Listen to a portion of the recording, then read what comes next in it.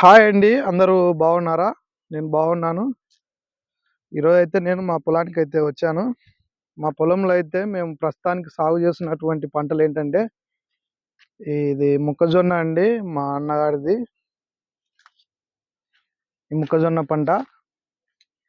అలాగే అవతల ఆహ్, మినుము పంట అయితే వేశారు.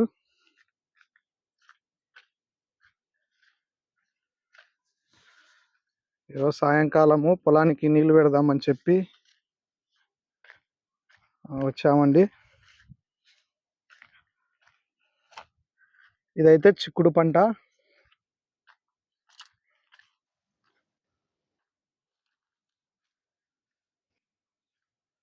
ఈ గిన్నెల మీద చూసుకొని నడచాలి. లేదంటే పాములుంటాయి.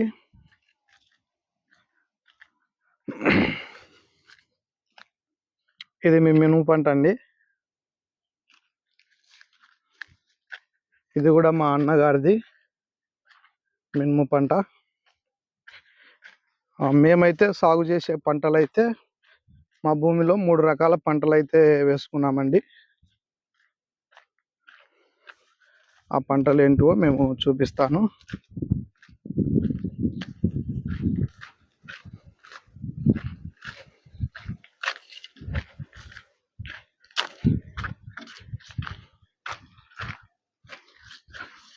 ఒకటి మినుము పంట, తర్వాత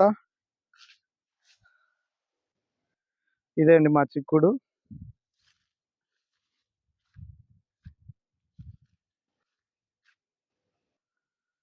మార్కెట్‌లో ఈ చిక్కుడుకైతే మంచి డిమాండ్ అయితే ఉంది.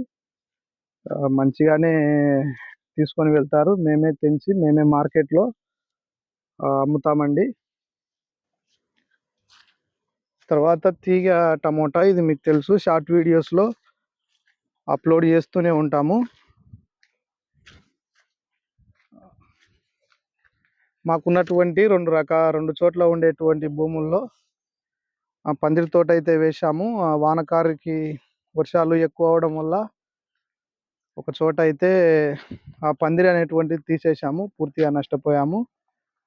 ఇక్కడ వేసినటువంటి పందిరి తోట అయితే పర్లేదు, బాగా నిలబడింది. మంచి కాపు అయితే ఉంది. కాకపోతే గిట్టుబాటు రేట్ అనేటువంటిది కొంత లేదు.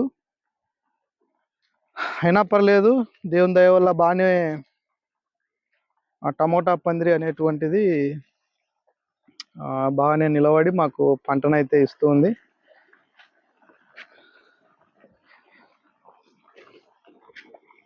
టమోటా పళ్ళు అయితే పర్లేదండి, బాగానే కాసాయి. కాపు అయితే మరీ పూతకు వచ్చింది. మొత్తం అయితే ఒకసారి అయితే తెంచేసాము.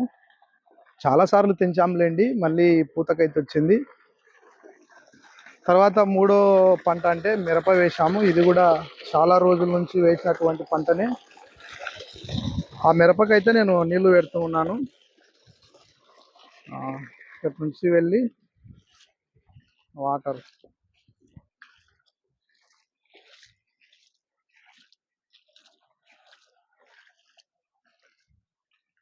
ఇదేనండి ఆ మిరప.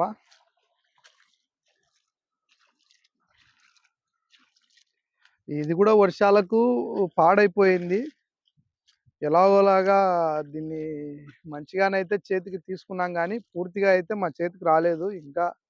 అలాగే అది బింగి అనేటువంటిది ఈ మిరప పంటలో మిగిలిపోయింది. ఇటు సైడు ఎవరైనా సరే మిరప తోటలు వేస్తే అది పూర్తిగా అయితే పాడైపోయింది అండి.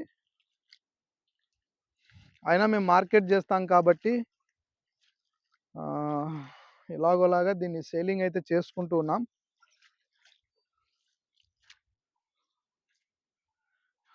ఇవేనండి మా పొలంలో అయితే వేసిన 3 రకాల పంటలు. ఒక చోట అయితే చిక్కుడు, టమోటా, తర్వాత అలాగే మిరప అయితే వేశాము. ఆకుకూరలకు సంబంధించి అక్కడ ఉన్నటువంటి పొలంలో అయితే ఆకుకూరలు కూడా వేశాము. వీటికైతే పొలానికి డైలీ వచ్చి నీళ్లు పెట్టడము, ఇంత ఏమైనా మందులు వేసుకోవడం, ఇలాంటివి అయితే చేస్తూ ఉంటామండి. ఈ పంటలు ఎక్కువగా మా నడిపన్న అయితే ఈ పంటల మీద పూర్తి అవగాహన అయితే ఉంటుంది. Okay friends. తర్వాత ఈ పంటలో వచ్చే తెగుళ్ళ గురించి, దానిల గురించి మా అన్నతో ఒక ఇంటర్వ్యూ చేసి నేనైతే వీడియో అప్‌లోడ్ చేస్తాను. Thank you for watching.